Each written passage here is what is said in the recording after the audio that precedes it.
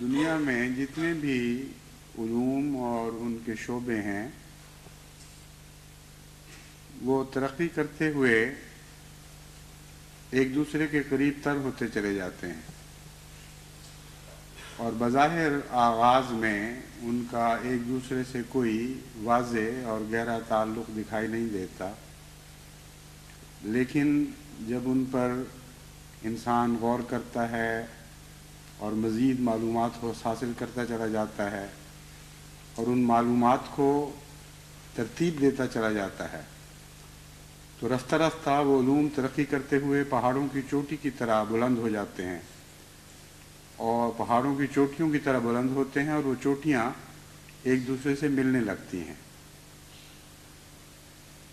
سائنسی اصطلاح میں مختلف مضامین کے غور و فکر کے نتیجے میں یہ آپس کا علمی اتحاد ایک ایسی چیز ہے جسے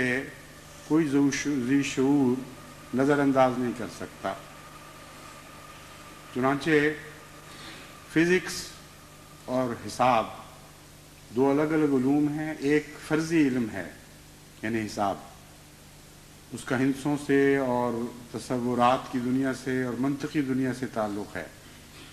اور فزکس مشاہدے کا نام ہے اور ایک خاص قسم کے زاویہ نظر سے بعض خاص امور میں مشاہدے کا نام ہے۔ کیمسٹری بھی مشاہدے کا نام ہے اور ایک خاص طرز نگاہ کے ساتھ بعض خاص حصوں کے مشاہدے کا نام ہے، یعنی مادے کے بعض خاص حصوں کے اس کی خاص طرز عمل کے مشاہدے کا نام ہے۔ یہ الگ الگ مضامین ہیں۔ بائیولوجی ایک اور الگ مضمون ہے، وہ بھی زاویہ نظر بدلتا ہے۔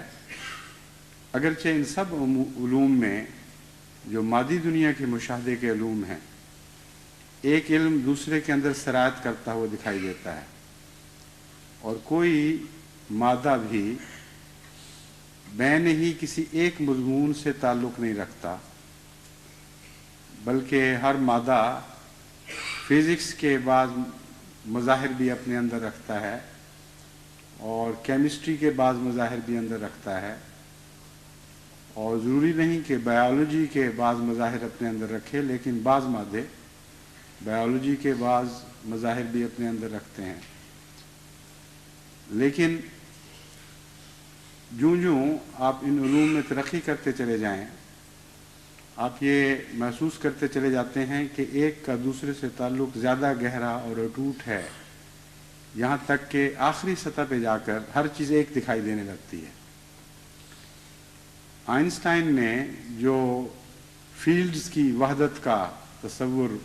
پیش کیا اور جس پر ڈاکٹر عبدالسلام صاحب نے بھی بہت کام کیا، وہ بھی دراصل اسی وحدت کے تصور کا ایک اظہار ہے۔ مختلف علوم کی وہاں بحث نہیں کی گئی، لیکن یہ بحث اٹھائی گئی ہے کہ دنیا میں 4 بنیادی طاقتیں ہیں جن سے تمام علوم پیدا ہوتے ہیں، یعنی وہ چونکہ محرکات ہیں، اور تمام کائنات میں وہ 4 قوتیں ایسی ہیں جن کے آپس کے رد عمل سے یا مادے کے ساتھ ان کے رد عمل کے نتیجے میں مختلف چیزیں ظہور میں آتی ہیں۔ تو کائنات کے جتنے بھی مناظر ہیں،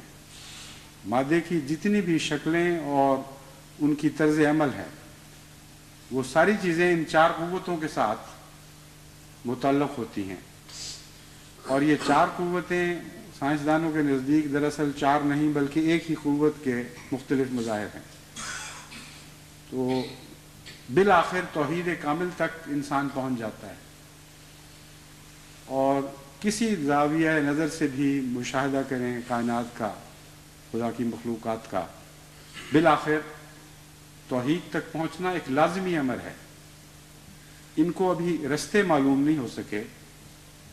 کہ 4 قوتوں کے 3 ہونے کی سمجھ تو آ چکی ہے، 3 کے 2 ہونے کی ابھی نہیں آئی،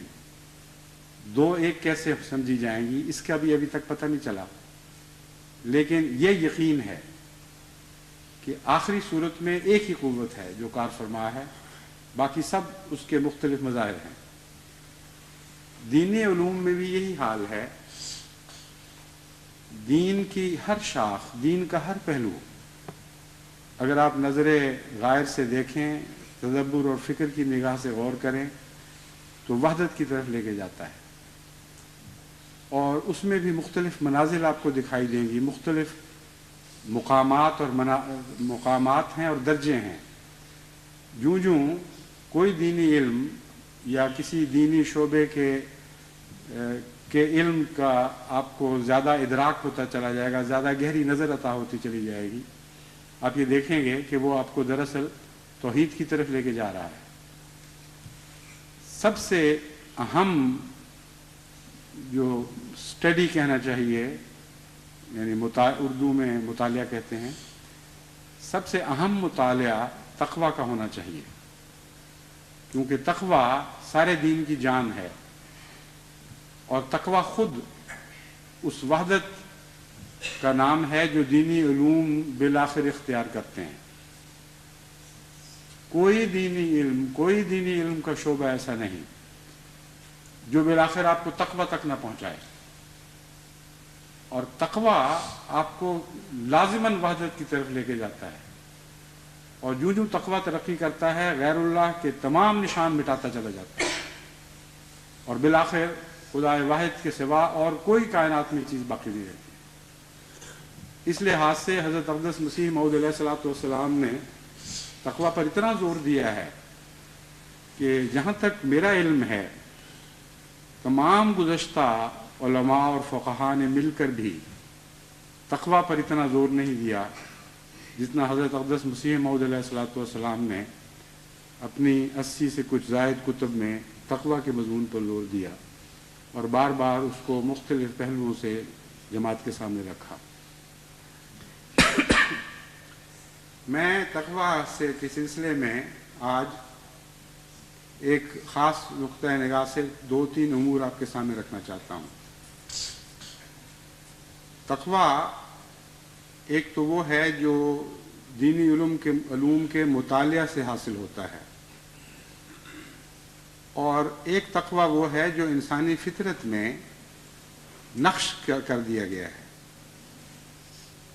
اور اس تقویٰ کے حوالے کے بغیر آپ اگلا سفر نہیں کر سکتے۔ اس لیے جب تک پہلے آپ کے دل کے اندر تقویٰ پیدا نہ ہو، یعنی دل کا تقویٰ آپ کو معلوم نہ ہو کہ وہ کیا ہے، اور جب تک آپ اس دروازے سے اگلی راہ میں داخل ہونے کی کوشش نہ کریں، تقویٰ کی تمام راہیں آپ پر بند رہیں گی۔ قرآن کریم فرماتا ہے کہ صرف انسان ہی نہیں بلکہ ہر ذی روح کو ہم نے تقویٰ بخشا، اور اس کے ساتھ اس کے فجور کی راہیں بھی اس کو روشن کر دی، جیسا کہ فرمایا فَأَلْهَمَهَا فُجُورَهَا وَتَقْوَاهَا، ہم نے ہر ذی روح پر، ہر نفس پر تقویٰ کا بھی الہام کیا اور اس کے فجور کا بھی الہام کیا، یعنی ہر ذی روح کی فطرت میں تقویٰ کی راہیں بھی نقش کر دی گئیں جو انمٹ ہیں، اور فجور کا علم بھی نقش کر دیا گیا جو انمٹ ہے۔ اس میں انسان مخصوص اور الگ نہیں ہے،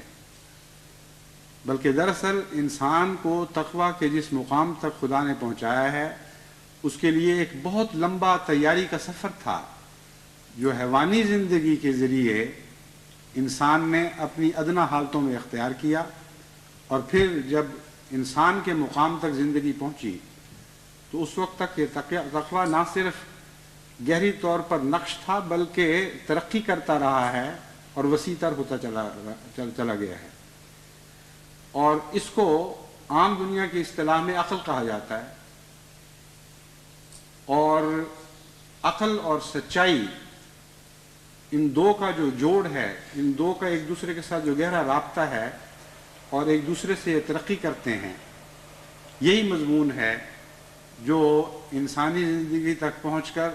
خوب کھل کر روشن ہو جاتا ہے۔ حیوانی زندگی میں بھی یہ مضمون کار فرما ہے، لیکن باشعور طور پر نہیں، سوائے بعض استثنائی مثالوں کے۔ ان صورتوں میں بھی ہم یہ نہیں کہہ سکتے کہ بالارادہ طور پر کسی جانور نے جھوٹ بولا ہے، مگر حیوانی دنیا میں آپ کو بعض استثنائی صورتوں کے جہاں جھوٹ کا دھوکہ معلوم ہوتا ہے، جانوروں کی دنیا میں آپ کو کہیں جھوٹ دکھائی نہیں دے گا۔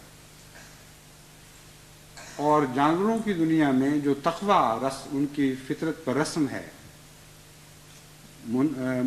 خدا تعالیٰ کی طرف سے مرتسم ہو چکا ہے، اس کی مثالیں زندگی کے ہر شعبے میں ہر طرف بکھری پڑی ہیں اور بے انتہا ہیں۔ تقوی سے مراد ہے جو چیز یہاں اس اصطلاح میں کہ جو چیز تمہارے لیے بہتر ہے اس کو اختیار کرو، جو چیز تمہارے لیے بد ہے اس کو چھوڑ دو، جو چیز تمہارے لیے مفید ہے اسے لے لو، جو چیز تمہارے لیے مضر ہے اس سے اجتناب کرو۔ اب آپ یہ دیکھیں کہ بے شمار زندگی کی قسمیں ہیں جن میں جراثیم ہی اتنے زیادہ قسموں کے ہیں کہ ان کا کوئی آپ شمار نہیں کر سکتے، اور اسی طرح انسیکٹس ہیں، ان کی بے شمار قسمیں اور بے حساب ان کے اندر ہر قسم میں اندرونی تبدیلیاں ہیں، یہاں تک کہ پھر انڈیویڈول یعنی ایک شخصیت ایک علیحدہ حیثیت سے ابھرتی ہے۔ ان سب پر قرآن کریم کی اس آیت کا بلا استثناء اطلاق ہوتا ہے۔ ان میں سے ہر ایک کو معلوم ہے کہ میرا تقویٰ کیا ہے اور میرا فجور کیا ہے۔ پہلے دن جو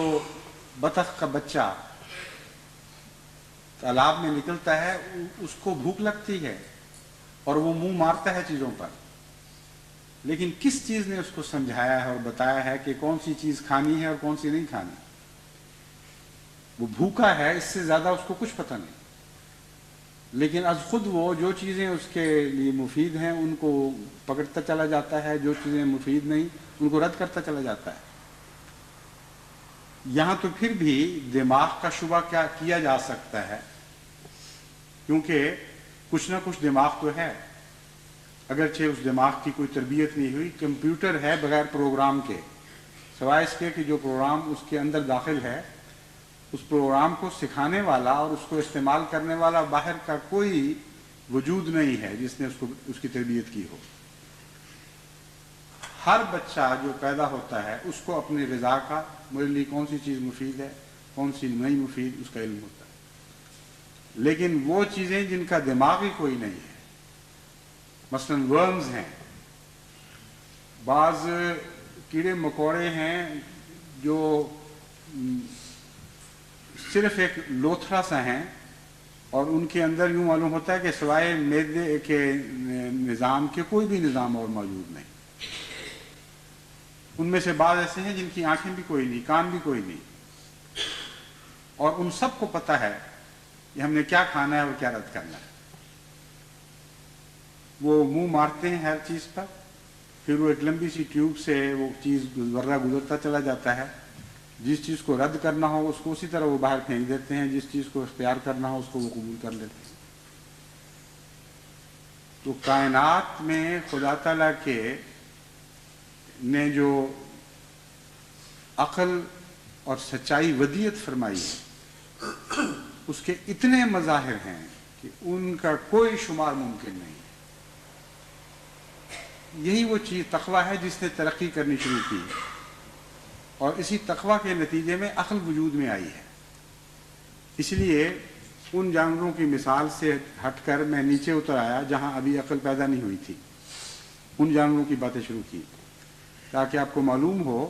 کہ دراصل حقیقت تقویٰ کا آغاز سچائی سے اور اس بات کے شعور سے ہوتا ہے کہ کون سی چیز اچھی ہے اور کون سی بری ہے۔ جب یہ دونوں چیزیں ایک دوسرے کے ساتھ عمل کرتی ہیں اور تجربہ وسیع ہونے لگتا ہے تو ایک بہت ہی لمبے عرصے میں رفتہ رفتہ ترقی کرتے کرتے زندگی انسان کی منزل کی طرف حرکت کرتی ہوئی آخر وہاں پہنچ جاتی ہے، اور وہاں پہنچ کر وہ انسان پیدا ہوتا ہے جس کو پھر خدا اگلے سبق دینے کے لیے الہام کی دوسری شکلیں اس پر نازل فرماتا ہے، اور دین میں اور ان باتوں میں جو موت کے بعد کی زندگی سے تعلق رکھتی ہیں ان باتوں میں اسے تقوی اور اس کے فجور سمجھائے جاتے ہیں۔ اب انسانی تجربہ دراصل انسانی عرصہ حیات تک محدود نہیں ہے، جیسا کہ میں نے آپ کے سامنے کھول کر رکھا ہے۔ انسانی تجربہ تو دراصل حیوانی زندگی کے آغاز سے شروع ہوا ہے، اور اربوں سال تک انسان کو اس نالی میں سے گزارا گیا ہے تاکہ وہ سیدھا ہو جائے۔ جس طرح بندوق کی نالی جتنی لمبی ہو اتنی دیر تک گولی سیدھی راہ تک چلتی ہے، سیدھے رستے پر چلتی ہے، جتنی چھوٹی ہو اتنی گولی جلدی اپنی راہ سے بھٹک جاتی ہے۔ اسی طرح قرآن کریم کی اس آیت نے ہمیں بتایا کہ خدا تعالیٰ نے انسان کو سیدھا کرنے کے لیے اتنی لمبی نالی بنائی کہ ساری انسانی زندگی اس نالی سے نکلنے کے بعد یوں لگتا ہے جس طرح کروڑوں میل کی نالی سے نکلنے کے بعد صرف 1 گز باقی زندگی رہ گئی تھی۔ اور انسان کا کمال دیکھیں کہ وہیں سے اس نے کجی شروع کر دی۔ چنانچہ اس آیت کا اگلا حصہ فرماتا ہے قد افلح من زکاہا وقد خاب من دساہا۔ اتنے لمبے انتظام کے بعد، اتنی تیاریوں کے بعد جب آخر انسان کی منزل پہنچی، اور جب ہم نے براہ راست اسے الہام کرنا شروع کیا اور اسے بتایا کہ دیکھو جسے ہم تقویٰ کہتے ہیں اسی میں تمہاری فلاح ہے، اور تمہارے فجور بھی ہم نے تمہیں بتا دیے ہیں، جن کو ہم فجور بتائیں گے ان سے بچنے میں تمہاری فلاح ہے۔ اس کے باوجود وہ تقویٰ کی طاقتوں کو دباتا ہے اور فجور کی طاقتوں کو ابھارتا ہے۔ جس نے ایسا کیا وہ ذلیل و رسوا ہوا، اور جس نے اس کے برعکس کام کیا وہ لازماً کامیاب ہوا۔ تو وہ تقویٰ جس کا قرآن کریم ذکر فرماتا ہے اس کا آغاز تو اربوں سال پہلے سے ہوا ہے، اور جب تک اس تقویٰ میں زندگی بے اختیار تھی، مجبور تھی اس تقویٰ کو اختیار کرنے پر، وہ مسلسل ترقی کرتی رہی۔ جب زندگی نے اپنے اختیار سے کام لے کر اس تقویٰ کی راہ کو چھوڑا ہے تو پھر اس کا آخری مقام زندگی کے آغاز کے مقام سے مل جاتا ہے۔ چنانچہ سورہ 3 میں قرآن کریم نے اسی مضمون کو بیان فرمایا کہ ہم نے تو انسان کو بہترین تقویم سے پیدا فرمایا تھا، لیکن دیکھو یہ کیسا ذلیل و رسوا ہو گیا کہ اپنی گراوٹ کے انتہائی مقام تک لوٹ گیا۔ یعنی مطلب یہ ہے کہ جہاں سے اس کا سفر شروع ہوا تھا اسی مقام تک واپس چلا گیا، جو کچھ سیکھا تھا سب کچھ بھلا دیا۔ اس لیے تقویٰ کا لفظ کوئی معمولی لفظ نہیں ہے، اس پر بڑے گہرے غور اور تدبر کی ضرورت ہے، اور جیسا کہ میں نے ایک خطبے میں بیان کیا تھا، فجور سے واقفیت ضروری ہے، ورنہ تقویٰ کا مفہوم سمجھ نہیں آ سکتا۔ قرآن کریم نے ان دونوں باتوں کو اکٹھا پیش فرمایا ہے، الہمہا فجورہا و تقواہا۔ اور لطف یہ ہے اس آیت کی فصاحت و بلاغت کا یہ کمال ہے کہ اگرچہ خدا تعالیٰ قرآن کریم میں بالعموم یہ طریق اختیار فرماتا ہے کہ حسن کو پہلے ذکر کرتا ہے اور قبح کا بعد میں، اچھائی کا پہلے اور برائی کا بعد میں، لیکن یہاں فرمایا الہمہا فجورہا و تقواہا۔ ہم نے اس کے فجور بھی اس پر الہام کیے اور اس کا تقویٰ بھی اس پر الہام کیا۔ مطلب یہ ہے کہ جب تک پہلے فجور کی واقفیت نہ ہو، حقیقت میں انسان تقویٰ کے مفہوم اور تقویٰ کی سچی روح کو پا نہیں سکتا۔ اسی لیے میں نے اس بات پر زور دیا تھا کہ انسان کو اپنی معرفت بڑھانے کے لیے فجور کے اوپر غور کرنا چاہیے، ان باتوں پر غور کرنا چاہیے جو اسے ہلاکت کی طرف لے کے جاتی ہیں۔ مادی زندگی میں ہم یہ دیکھتے ہیں کہ طب کا شعبہ ہے مثلا، اس میں انسانی زندگی کو جتنے خطرات ہیں اگر آپ ان کا مطالعہ کریں تو آپ حیران ہوں گے کہ بے انتہا فجور ہیں۔ جب تک ہر قدم پر پیش آنے والے فجور کی کسی قسم سے آپ واقف نہیں ہوں گے، آپ صحیح قدم نہیں رکھ سکتے۔ اتنی قسمیں ہیں ہلاکت کی اور موت کی، اتنی زیادہ شکلیں ہیں، اور ہر لمحہ ہر سانس میں موت کی بے شمار شکلوں سے ہمیں واسطہ پڑتا ہے کہ جب تک ان سے باخبر نہ ہوں اس وقت تک ہمارے زندہ رہنے کا کوئی امکان نہیں ہے۔ اب یہاں بھی الہمہا فجورہا و تقواہا کا ایک نہایت ہی حسین منظر ہمیں دکھائی دیتا ہے جو انسانی زندگی پر اطلاق پاتا ہوا دکھائی دیتا ہے۔ حیوانی زندگی پر بھی اسی طرح اس کا اطلاق ہوتا ہے کہ خدا تعالیٰ نے ہمارے شعور کے بغیر ہمارے جسم کے ہر ذرے میں اس کے فجور کا الہام کر رکھا ہے، اور جسم از خود ان فجور کو رد کرتا چلا جاتا ہے، اور تقوی کا بھی الہام کر رکھا ہے، لیکن اگر فجور کو رد نہیں کر سکتا تو اس کا تقوی بالکل بے معنی اور بے حقیقت ہو کے رہ جاتا ہے۔ تقوی کی مثال یہاں مثبت رنگ میں غذا سے لے سکتے ہیں۔ نظام کا نظام ہے غذا کھانا اور اس کو جسم میں ہضم کرنا اور اس کو سالے خون کا حصہ بنانا۔ اب آپ یہ دیکھیں کہ ایک صحت مند آدمی بھی غذا کھا رہا ہوتا ہے اور اس کو جزو بدن بنا رہا ہوتا ہے، ایک سالے خون اس سے بن رہا ہوتا ہے، لیکن ایک بیمار آدمی ہے وہ بعض دفعہ غذا کھانا تو درکنار غذا کے تصور سے بھی گھبراتا ہے، اور اگر کھاتا ہے تو بیکار جاتی ہے۔ اس لیے کہ بیمار آدمی کی شکل ایسی ہے جس نے فجور سے اپنا تعلق نہیں توڑا، جو کسی فجور میں سے کسی ایک فجر کے پہلے کسی ایک گناہ میں ایک جرم میں مبتلا ہو چکا ہے، کسی ایک آفت کا شکار ہو گیا ہے، اور وہ لاکھوں کروڑوں احتمالات میں سے صرف ایک احتمال ہوتا ہے۔ مثلا اس کے گردے کی کوئی تکلیف ہو گئی ہے، جن جن باتوں سے گردے کی حفاظت ہونی چاہیے اس کا بھی اندرونی ایک نظام موجود ہے، اور اتنا وسیع ہے کہ اگر اسی پر آپ غور شروع کریں تو آپ حیران ہوں گے دیکھ کر کہ بڑے بڑے صاحب علم و عقل محققین نے بڑی بڑی کتابیں، ضخیم کتابیں اس مضمون پر لکھی ہیں، اور وہ ساتھ اقرار کرتے ہیں کہ یہ مضمون تو ہمارے علم کی حد سے ابھی بہت آگے ہے اور ہم اس کا احاطہ نہیں کر سکتے۔ مستقل تحقیق جاری ہے کہ گردہ کیوں کام کرتا ہے، کس طرح کام کرتا ہے، کیا کیا اس میں خطرات پیدا ہوتے ہیں، ہر بیماری کے جو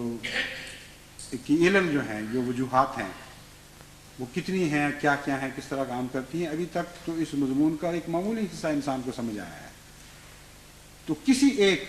طرف سے فجور میں سے کسی نے حملہ کر دیا اور آپ کا سارا تقویٰ بیکار چلا گیا۔ انسانی جسم نے غذا کھانی بند کر دی یا غذا کھائی تو اس کا جسم کو لگنا بند ہو گیا، وہ مسلسل گھلنا شروع ہو گیا، اس کی وہ غذا کے حصے جو جزو بدن بن چکے تھے وہ بھی پگھل پگھل کر باہر آنے لگ جاتے ہیں۔ ایک بیماری سے، گردے کی ایک بیماری سے یا خون جاری ہونا شروع ہوتا ہے تو آپ کسی طرح اس کو بند نہیں کر سکتے، ڈاکٹر آ جاتے ہیں، آپریشن کرتے ہیں، پھر بھی چارہ نہیں ہوتا، یہاں تک کہ انسان کئی بیمار اچھے بھلے پیدا ہوئے خون کو بھی گردے کے ذریعے کھو دیتے ہیں، جس کا کام تھا کہ فجور کو باہر نکالے اور تقویٰ کو سنبھالے۔ تو خود چونکہ فجور میں مبتلا ہوا اس لیے اب اس کام کا اہل نہیں رہا۔ اس بیماری کی تفصیل یہ بنتی ہے کہ وہ گردہ جس کو خدا نے فجور کو یعنی ٹاکسنز کو نکالنے کے لیے اور تقویٰ کو سنبھالنے کے لیے پیدا فرمایا تھا، وہ خود بیمار ہو گیا، اس نے ٹاکسنز کو سنبھالنا شروع کر دیا اور تقویٰ کو نکالنا شروع کر دیا۔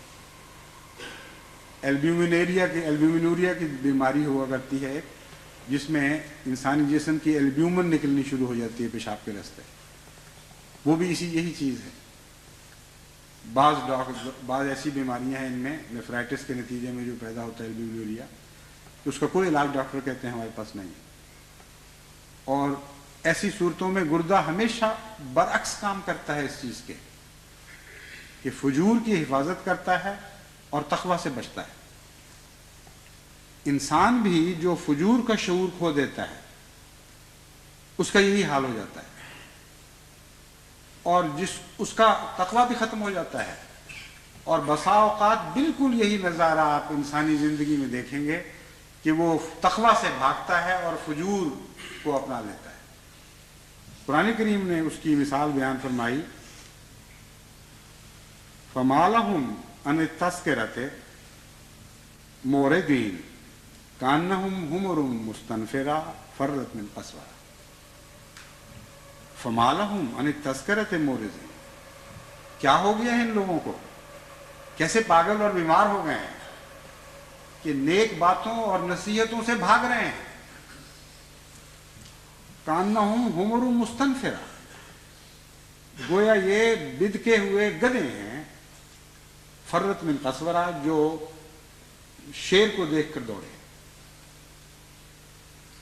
تو جیسا کہ میں نے انسانی بدن کے ایک جز کی مثال آپ کے سامنے رکھی ہے، جب یہ بیماری روحانی طور پر انسانوں میں پھیلتی ہے تو بالکل یہی نظارہ پیدا ہوتا ہے کہ وہ تقویٰ کی باتوں سے دوڑتے ہیں اور گھبراتے ہیں اور متنفر ہو جاتے ہیں. حمر مستنفرہ بہت ہی خوبصورت مثال قرآن کریم نے بیان فرمائی، اور ساتھ گدھا کہہ کر یہ بتا دیا کہ ان کی عقلیں ماری جاتی. عقل جیسا کہ میں نے بیان کیا تھا دراصل تقویٰ اور فجور کے احساس کے ملنے سے، فجور کے علم اور شعور کے ملنے سے پیدا ہوتا ہے، اور سچائی کے بغیر کوئی تقویٰ نصیب نہیں ہو سکتا. اس مضمون کو آپ آگے بڑھاتے چلے جائیں تو آپ حیران ہوں گے کہ یہی مضمون آپ کو منزل بہ منزل ہاتھ میں ہاتھ لے، آپ کا ہاتھ پکڑ کر آپ کو آگے اور مزید آگے بڑھاتا چلا جائے گا. ایک کے بعد دوسری چوٹی آپ سر کریں گے یا روحانی دنیا کی، یہاں تک کہ آپ محسوس کریں گے کہ آپ رفتہ رفتہ توحید خالص کی طرف بڑھ رہے ہیں. میں نے ایک پچھلے خطبے میں ایک دوسری آیت آپ کے سامنے رکھی تھی جس میں لفظ فرار استعمال ہوا ہے. وہاں یہ فرمایا گیا تھا فروا الی اللہ، اللہ کی طرف دوڑو. یعنی گھبراہٹ کے مواقع تو تمہیں ضرور ملیں گے، خطرات تمہیں دکھائی دیں گے، لیکن اور تم نے دوڑنا بہرحال ہے. دو ہی رستے تمہارے لیے ہو سکتے ہیں، اگر تو تم پاگل ہو اور گدھے ہو تو اچھی چیزوں سے بھاگو گے، اور اس طرح بھاگو گے جو تم پھیل جاؤ گے چاروں طرف، تمہاری کوئی ڈائریکشن نہیں ہوگی، کوئی رخ نہیں ہوگا. اب یہ دیکھیے قرآن کریم کی فصاحت و بلاغت کہ وہاں فرمایا کانہم حمر مستنفرہ فرت من قسورہ. شیر سے بدک کر جب گدھے بھاگتے ہیں، ان کے غول بھی تتر بتر ہوتے ہیں، تو ان کا کوئی رخ نہیں ہوا کرتا، کوئی منزل نہیں ہوا کرتی. جس طرف منہ اٹھتا ہے جس گدھے کا اس طرف وہ نکل جاتا ہے، اور چاروں طرف وہ جنگل میں منتشر ہو جاتا ہے. حالانکہ اس سے پہلے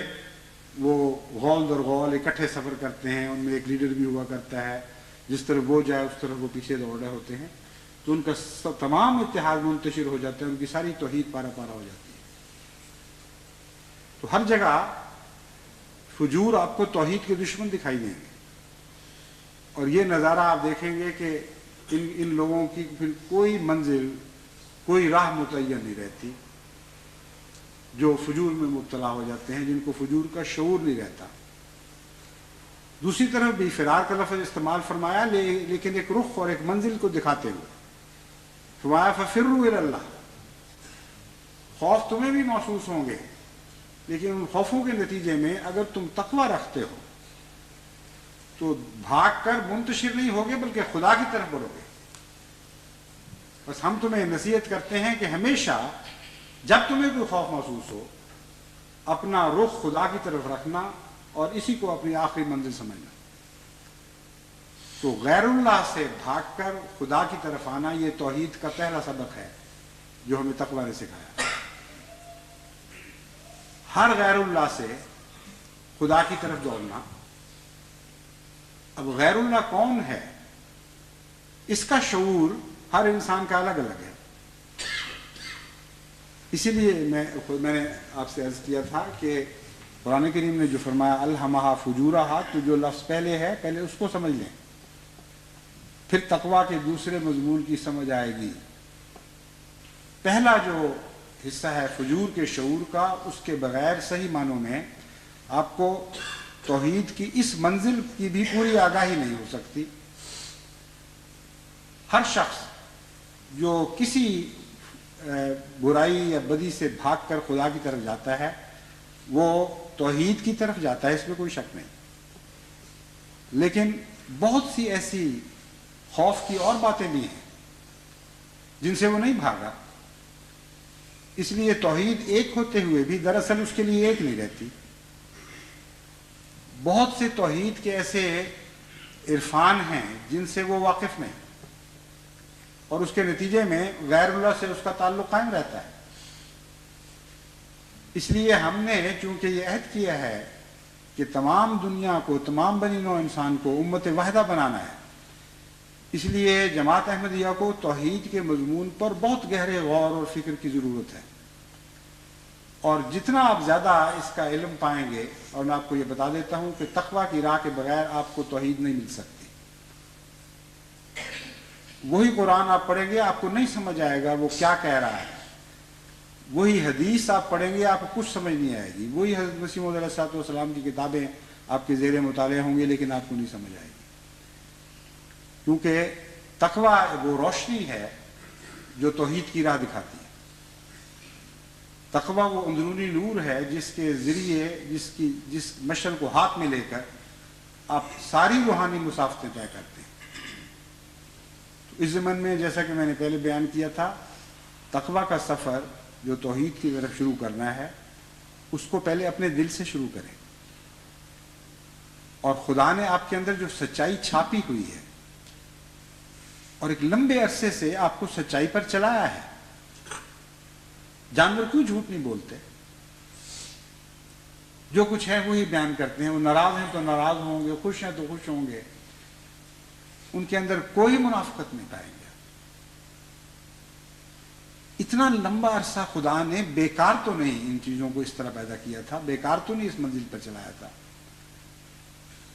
اولو الالباب کے متعلق خدا فرماتا ہے جب وہ غور کرتے ہیں کائنات کی ان چیزوں پر کہ تو بے اختیار پکار اٹھتے ہیں، ربنا ما خلقت ھذا باطلا سبحانک فقنا عذاب النار. بس اس بات پر آپ غور کریں کہ اگر جانور سچے نہ ہوتے اور جانوروں کا رخ فجور کی، تقویٰ کی بجائے فجور کی طرف ہوتا، تمام ایوولوشن کے راستے بند ہو جاتے. اس وقت سے پھر ارتقاء کا کوئی سوال باقی نہیں رہتا تھا، بلکہ لازماً ترقی معکوس شروع ہو جاتی. جیسا کہ سورہ 3 کا میں نے حوالہ دیا ہے، اس میں اس ترقی معکوس کا ذکر فرمایا گیا ہے کہ انسان کو ہم نے بڑی بلند تر منازل کو حاصل کرنے کے لیے، ان پر قدم رکھنے کے لیے پیدا کیا تھا، لیکن اس نے الٹی راہ شروع کر دی اور اسفل سافلین تک جا پہنچا. تو دراصل تقویٰ اور سچائی کے ملنے سے آپ کو ترقی کا ہر سفر شروع ہوتا ہوا اور بالآخر اپنے منتہا تک پہنچتا ہوا دکھائی دے گا. اور اس کو آپ سائنسی نقطہ نگاہ سے مشاہدہ کریں، بار بار مشاہدہ کریں، آپ اس میں کوئی استثناء نہیں دیکھیں گے، کوئی تبدیلی نہیں دیکھیں گے. اربوں سال تک خدا نے زندگی کو تقویٰ سکھایا اور سچائی سکھائی، اور انہی کے باہم ایک دوسرے سے ملنے سے عقل کو اور شعور نے ترقی کی، اور انہی کے ملنے سے زندگی ہمیشہ ترقی کی راہ پر گامزن رہی. اور جب یہاں کوئی کمزوری پیدا ہوئی اسی وقت اس زندگی کے حصے نے تنزل اختیار کرنا شروع کر دیا. وہ کمزوری بے ارادہ اس نے نہیں دکھائی، حالات کی مجبوری سے بعض کمزوریاں پیدا ہوئی ہیں، لیکن نتیجہ وہی نکلا کہ ترقی وہاں رک گئی. انسان ہوتے ہوئے آپ کیسے ترقی کر سکیں گے اگر اس اربوں سال کی کمائی کو اپنے ہاتھ سے پھینک دیں گے اور سچائی سے ہاتھ دھو بیٹھیں گے اور اس تقوی سے منہ موڑ لیں گے جو آپ کی فطرت میں خدا تعالیٰ نے نقش فرمایا ہوا ہے. باقی سب قصے ہیں، جھوٹ ہیں، یوں باتیں ہیں، ارادے ہیں. ہم نے دنیا کی تقدیر بدلنی ہے. جو اپنی تقدیر نہیں بدل سکتا وہ دنیا کی کیسے تقدیر بدل سکتا ہے؟ اس لیے حقائق کی دنیا میں اتریں، خوابوں کی دنیا میں نہ رہیں. بہت بڑے بڑے کام جماعت احمدیہ نے کرنے ہیں اور بفضل ہی تعالیٰ جماعت احمدیہ اس کے لیے پیدا کی گئی اور خدا تعالیٰ آپ کو نہیں چھوڑے گا جب تک ان کاموں کے اہل نہیں بنا دیتا، کیونکہ اس نے اپنے انبیاء سے وعدے کر رکھے ہیں کہ آخرین میں وہ جماعت پیدا ہوگی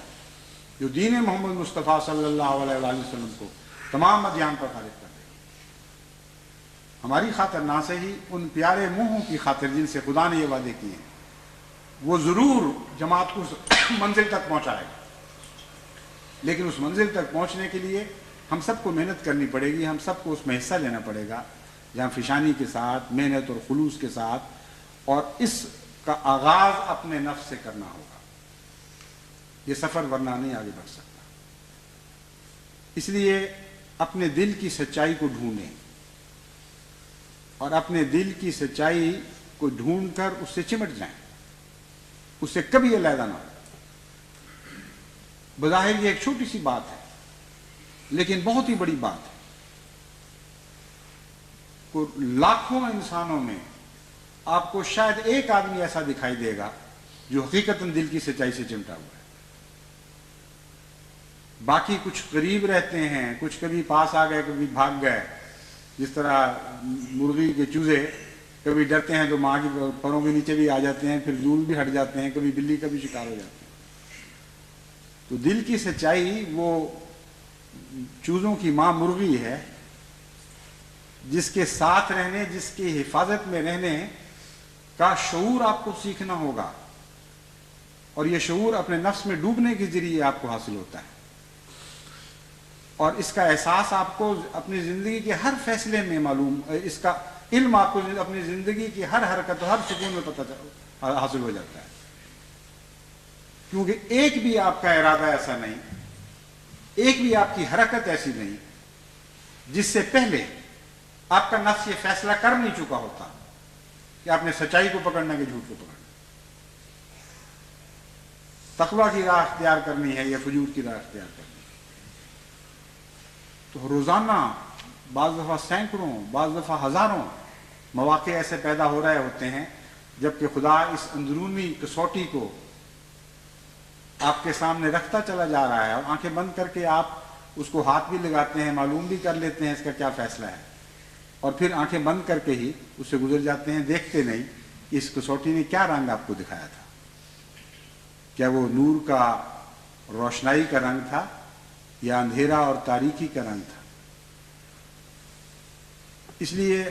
دل سے پہلے اپنا تعلق جوڑیں اور اس فطری تقویٰ سے اور فطری سے تعلق قائم کرنے کے لیے اپنے فجور کا علم کریں، گہری نظر سے اپنے نفس کا تجزیہ کریں. باہر سے کوئی آنے والا آپ کو نہیں بتائے گا کہ آپ کے اندر کیا نقائص ہیں. وہ انہی نقائص کی بات کرتا ہے جو کھل کر منظر عام پر آ چکے ہوتے ہیں اور گلیوں میں پھرتے ہیں، جو دوسروں کے گھروں میں داخل ہو جاتے ہیں. ان نقائص سے وہ بے خبر ہے ہر دوسرا انسان جو دل میں پلتے ہیں اور پرورش پا رہے ہوتے ہیں، اور ان جراثیم کی طرح جن کو ابھی قوت نصیب نہیں ہوتی لیکن وہ خاموشی سے کسی جگہ بیٹھ کر بڑی کثرت کے ساتھ نشو و نما پا رہے ہوتے ہیں یہاں تک کہ وہ غالب آتے ہیں. ان حالتوں کا اس کو اندازہ نہیں. اس لیے غیر جب آپ کو آپ کے نقائص بتائے گا تو وہ نقائص بتائے گا جن سے آپ مغلوب ہو چکے، جن کے سامنے آپ نے اپنی بازی ہار دی ہے. وہ نقائص جن سے آپ کی جنگ جاری ہے اس کا تو خدا اور خدا کے فرشتوں کے سوا جو اس بات پر مقرر ہیں کسی کو کچھ علم نہیں. ہاں آپ کو علم ہو سکتا ہے کیونکہ خدا فرماتا ہے الہمہا فجورہا و تقواہا. اگر کوئی انسان چاہے تو ہم یقین دلاتے ہیں کہ ہم نے الہام کیا ہے اس کے اوپر، ہم نے اس کو باخبر کر دیا ہے. بل الانسان علی نفسہ لبصیرۃ ولو القی معاذیرہ، خبردار انسان اپنے اندرونے سے خوب واقف ہے، ولو القی معاذیرہ، خواہ کتنے بڑے بڑے عذر ہی وہ تراش کے پیش کرے کہ نہیں مجھے تو کچھ پتہ نہیں تھا، مجھ سے تو یہ بات یوں ہو گئی، مجھ سے تو یہ بات یوں ہو گئی۔ جب خدا فرماتا ہے کہ ہم نے سب کچھ تمہیں بتا دیا ہے، تو پھر خدا اور اس کے مقرر کردہ فرشتوں کے بعد ہر انسان کو اپنے فجور کا پتہ ہے، اور اس کے غیر کو اس کا کچھ پتہ نہیں۔ اس لیے وہاں سے کام شروع کریں جہاں ابھی آپ کے اختیار میں ہے۔ جب یہ جراثیم غالب آ جاتے ہیں پھر تو آپ بخار میں مبتلا ہو جاتے ہیں، پھر تو آپ کو متلی کی شکایت ہو جاتی ہے، سر درد ہوتی ہے، جوڑ جوڑ ٹوٹتا ہے، ایسی کیفیت ہوتی ہے کہ آپ اپنے آپ کو سنبھال ہی نہیں سکتے۔ اتنے تھوڑے سے جراثیم جو جسم کے کسی ایک حصے میں اتنی مقدار میں موجود ہیں کہ ان کو عام کسی چیز پر تکڑی پر تولیں تو آپ تول بھی نہیں سکتے، خاص قسم کی وہ حص والی تکڑیاں ان کے لیے ایجاد کی جاتی ہیں، اور وہ آپ پر غالب آئے ہوئے ہیں، سارے جسم کا حلیہ بگاڑ دیا انہوں نے۔ لیکن اگر پہلے پتہ چل جائے، جب وہ ابھی داخل ہو رہے ہیں اور کام کر رہے ہیں، اس وقت اگر جسم ان کے خلاف رد عمل دکھا کر دے تو پھر ضرور ان پر وہ قابو پا سکتا ہے۔ اور عجیب شان ہے قرآن کریم کی اس آیت کی کہ جسم کو ہر بیماری کا پہلے پتہ چل جاتا ہے، سوائے اس کے کہ کوئی جسم اپنی عادتیں بگاڑ کر خود اپنے فجور سے غافل ہونا سیکھ لے، ورنہ ہر انسانی جسم کو ان بیماریوں کے آغاز پر اس کا پتہ چل جاتا ہے، اس کے شعور کو پتہ نہ بھی ہو لیکن اس کے لاشعور کو پتہ چل جاتا ہے۔ بعض دفعہ لاشعور کو بھی کچھ پتہ نہیں ہوتا، لیکن وہ فوج جو خدا نے انسانی خون میں بنائی ہوئی ہے جس کا انسانی دماغ سے کوئی تعلق نہیں، اس فوج میں جو خدا نے الہام کیا ہوا ہے، اور وہ فوج ایسی ہے جس کی بے شمار چھاؤنیاں ہیں، بے شمار ان کی ریجیمنٹس ہیں جہاں وہ پیدا کی جا سکتی ہے، اور اچانک تھوڑے سے نوٹس پر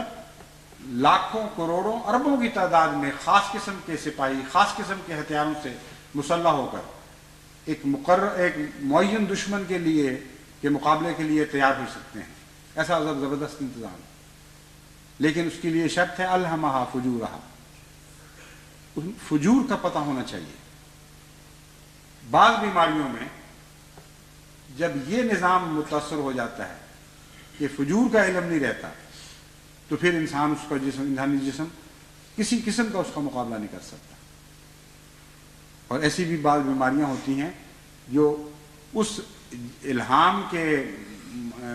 مقام پر جہاں وہ الہام نازل ہوا ہے فجور کا، اس حصے پر حملہ کر کے اس کو نقصان پہنچا دیتی ہے۔ بس اسی طرح انسانی تجارب میں اس کے روحانی معاملات میں بھی جس شخص کو ہم پکا گناہ گار کہتے ہیں، جس کو قرآن کریم کی اصطلاح میں کہا جاتا ہے کہ احاطت بہی اس کی برائیوں نے اس کا گھیرا ڈال دیا ہے، اس کا ترجمہ یہ ہے، ان لوگوں کے دماغ میں وہ رکھنا پڑ جاتا ہے کہ وہ آغاز کا معلوم ہی نہیں کر سکتے کہ کب حملہ ہوا ہے، کیسے ہوا ہے، کتنے حملہ آور ہیں اور ان کا دفاع کیسے کیا جائے گا۔ بس آپ کو اس کی بحیثیت ایک احمد باشعور مسلمان کے آپ کو ان قوتوں کو ضائع نہیں کرنا چاہیے، ورنہ آنکھیں بند کر کے بعض جرائم کرتے چلے جائیں یہاں تک کہ ضمیر کی آواز مر جائے، بولتے بولتے تھک جائے، اس کا گلا بیٹھ جائے، وہ آپ کو متنبع کرتی رہے اور آپ اس کی طرف متوجہ نہ ہو، تو پھر لازماً آپ کا وہ گناہ اس مقام تک آپ کو پہنچا دے گا جس کے متعلق قرآن کریم فرماتا ہے کہ ہاں اس کے سوا جس کی برائیوں نے اس کا گھیرا ڈال لیا،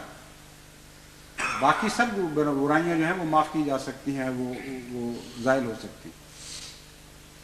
اور وہاں پہنچ کر انسانی دماغ پھر جاتا ہے، پھر اس کو پتہ نہیں لگتا مجھ سے ہو کیا رہا ہے۔ تو اپنا فجور کا شعور بیدار کریں، اور اس کے نتیجے میں آپ اپنے اندرونی طور پر ایک ایسا سفر اختیار شروع کر دیں گے جس کی کوئی حد نہیں ہوگی۔ شروع میں آپ دیکھیں گے کہ موٹے موٹے بعض گناہ دماغ میں آ رہے ہیں، اس کے بعد جب اور سفر کریں گے تو باریک در باریک گناہوں کی طرف توجہ پیدا ہونی شروع ہوگی. پھر آپ یہ دیکھ کر حیران رہ جائیں گے کہ آپ کی نیتوں بیچاروں کے کا کوئی حال نہیں تھا. جن کو آپ اچھا سمجھ رہے تھے اس میں تو 100 رکھنے تھے. ہر فیصلہ جو آپ نیکی کے نام بدی تو درکنار جو ہر فیصلہ جو آپ نیکی کے نام پہ کر رہے تھے اس میں بھی بعض کیڑے پڑے ہوئے تھے. اتنے خوفناک مناظر آپ کو نظر آئیں گے کہ آپ کا دل بیٹھنے لگے گا اس کیفیت سے. لیکن حوصلہ نہیں ہارنا، کیونکہ قرآن کریم نے اس کا جواب آپ کو عطا فرما دیا ہے. میں فروا الی اللہ. ایسی صورت میں اپنے رب کی طرف رجوع کرو، اپنے رب کے حضور دوڑو